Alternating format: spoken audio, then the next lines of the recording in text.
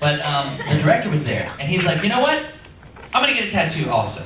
It was his first tattoo. Now he said he wasn't gonna get one for the longest time, and then he saw it as the director, the writer, the producer, and so he decided to get one. He got one right here on his attractive calf. And I got one right here, and it hurt. People, the first thing I thought everyone's gonna be so. And a lot of people have been really excited about it. I'm so happy because you guys helped make that happen. Because I said if we get into 100 episodes, totally getting the tattoo, and so that was because of what you guys did. So you all are totally commended for that. But the first thing some of the fans said were like, "Why didn't you get it in red? Why did you say it hurt? My tattoos don't hurt." It's like, is there nothing that will please you people? I branded anime on my body forever. Damn. Oh, you all never in the history of. You got to know. Like, Cat Williams, he's crazy. Always getting arrested. He's about that tall. Oh, I was telling him, girl. Like, okay, so, but anyway, what's your next question? So, is there a certain, are there animes that you're involved in the fandom, like really involved in?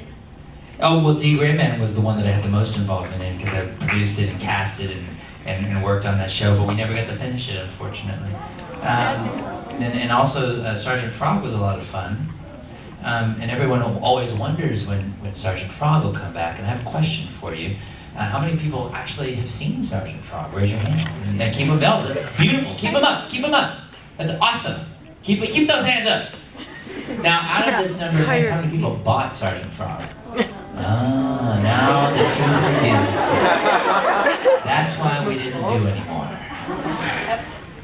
Next question. What got you into anime? Like, when did you start watching it? Did you ever watch it before? Oh, I never knew what anime was or what Funimation was before working with them. I realized that I was tricked into watching anime because it wasn't told to me that it was anime, but Vampire Hunter D. A lot of fun. I just thought that women like to think a lot in showers. So, why are the women always thinking in the shower? And then Voltron and Technoman, which I didn't know Richard Epcar was in, and I was like, he's a good buddy of mine. And I'm like, wow, you were in Techno? And Ghost in the Shell was a lot of fun. Also, God, what is the name of that hentai? Anyway, next question. Do you watch the anime you start? Do you like to sit down and just watch it? When I have a lady friend coming over, I'm like, oh, look what's on TV. I don't do that. No, I check it. I do watch it though because we don't often get to see it in its finished form. Like we see it in pieces. We record just our lines, and so it's good to see it all put together and sounding pretty and all this kind of stuff. But I don't sit and watch the whole series. I'll see bits and pieces. Because it's hard to, once you work in production and when you work in the industry, you don't ever look at movies the same way. You don't look at movies the same way or any kind of entertainment because I'm thinking about, like when I'm watching Man of Steel, for instance, I'm like, I wonder how long it took to set that shot up. That's a good costume. His hair's different there. You know, I'm thinking about all these things, you know, like you know, those big arms. Damn, I want arms like that. That's what I'm thinking. Those things like I want Henry Cavill arms, all that kind of stuff, and I'll kill someone for them. That would be weird. And the genie grants me my wish, and it's just exactly his arms, but the skin doesn't match the rest of my body. Like lots of man hair, and then no hair anywhere else. Which is currently how it is. I have 3 chest hairs. One of them died last week, so now I'm down to 2. I have 2 chest hairs. 2. One here, one here. I have 2. They're not symmetrical at all. But I'm like, I have no chest hair, right? Yeah, you see? Are we brothers? Okay. But see, I'm Vietnamese. You're Chinese? Yes. Yes, very nice. You like the Chinese? Why don't you like the Vietnamese? Yes! Yes. Ciao ba. So next question. Do you feel your voice is a perfect match for the characters that you act as compared to the Japanese? With Sergeant Frog, man, I love what the seiyuu did for Sergeant Frog. I think she's really great. And I'm just happy to be able to step into those shoes and to do that role. Whenever I meet Japanese guests,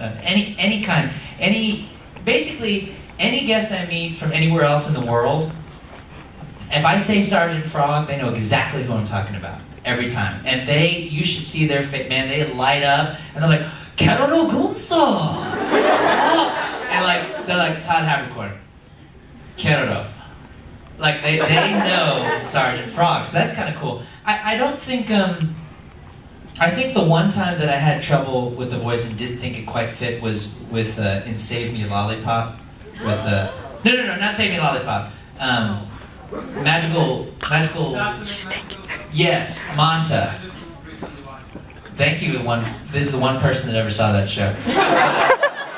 That show, I felt like it was just out of my range, It was very difficult to do because he was way up here, and he was a little boy with the red hat and he wore stuff in his clothes, and he went to school and tried to ask girls out, and I don't know what's going on.